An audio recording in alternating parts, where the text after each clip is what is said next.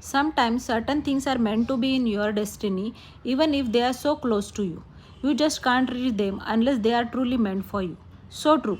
तसंच काहीसं झालं आमच्या मित्रमंडळींकडून स्वामींच्या पळसदरी कर्जत येथील मठाबद्दल कळलं आणि इच्छा झाली स्वामींच्या दर्शनाला जायची. तसं बघितलं तर आमच्या घरापासून स्वामींचा हा मठ तास दीड तासाच्या अंतरावर आहे.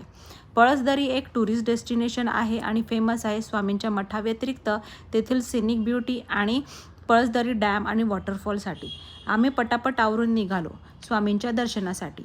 असं म्हटलं जातं की या ठिकाणी स्वामी समर्थ 22 दिवस वास्तव्यास होते.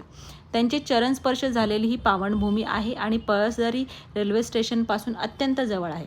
मनात सारखं येत होतं की ध्यानीमनी नसताना महाराजांच्या मठाबद्दल माहिती मिळणे आणि या पवित्र मठाला भेट देण्याची इच्छा होणे ही महाराजांचीच प्रेरणा आहे.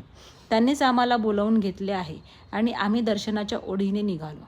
आमच्या शहरातून बाहेर पडून काही वेळातच मठाच्या प्रमुख प्रवेशद्वाराशी पोहोचलो. गाडी पार्क केली आणि चालत मठाच्या दिशेने निघालो. रविवारचा दिवस असल्यामुळे सगळेजण स्वामींच्या दर्शनासाठी दुरून दुरून आले होते. अनेक टुरिस्ट बसेस प्रवेशद्वाराजवळ थांबलेल्या होत्या. वातावरण अतिशय भक्तिमय झाले होते. प्रवेशद्वाराजवळच आदिवासी पाड्यातील अनेक स्त्रिया सुंदर कमळं विकण्यासाठी बसलेल्या होत्या. आम्ही त्यातील एक निवडून पुढे निघालो. पूजेसाठी लागणाऱ्या साहित्यांचे स्टॉल्स लागलेले होते. आम्ही तिथून पुढे निघालो आणि पाय धुवून घेतले.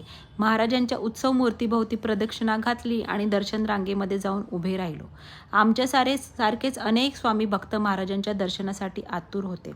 हळूहळू रांग शिस्तीत गुरुकक्षापर्यंत पोहोचली. समोरच महाराजांची मोठी तस्वीर लक्ष वेधून घेत होती आणि लगेचच महाराजांच्या मुख्य मूर्तीचे दिव्य दर्शन झाले. थोड्या वेळासाठी कॅमेरा बंद केला आणि महाराजांचे स्मरण केले, त्यांचा आशीर्वाद मागितला आणि मग पुढे जाऊन त्यांच्या शेज घराचे दर्शन घेतले. मनोभावे महाराजांची प्रार्थना केली. काही भक्त ध्यान करत बसले होते, त्यांमध्ये जाऊन बसलो आणि एकदा पूर्ण मठाची आतून फेरफटका मारला. तीर्थरूप दादासाहेब ज्यांनी हा मठ बांधला त्यांच्या समाधीचे दर्शन घेतले. त्यांच्या थोर कार्याची माहिती वाचली. मग वळलो महाप्रसादाचा लाभ घेण्यासाठी. भक्तांना अतिशय शिस्तीत रांगेतून सोडण्यात येत होते. महाप्रसादाचा लाभ घेऊन झाल्यानंतर सर्व स्वामी भक्तांनी स्वतःचं ताट वाटी धुवून देण्याचा अतिशय सुयोग्य शिरास्ता आहे. मनसोक्त दर्शन घेऊन आणि महाप्रसादाचा लाभ घेऊन आम्ही तृप्त अंतःकरणाने माघारी फिरलो. महाराजांचा निरोप घेऊन. त्यांची कृपादृष्टी आम्हावर राहो ही स्वामीचरणी प्रार्थना. श्री स्वामी समर्थ.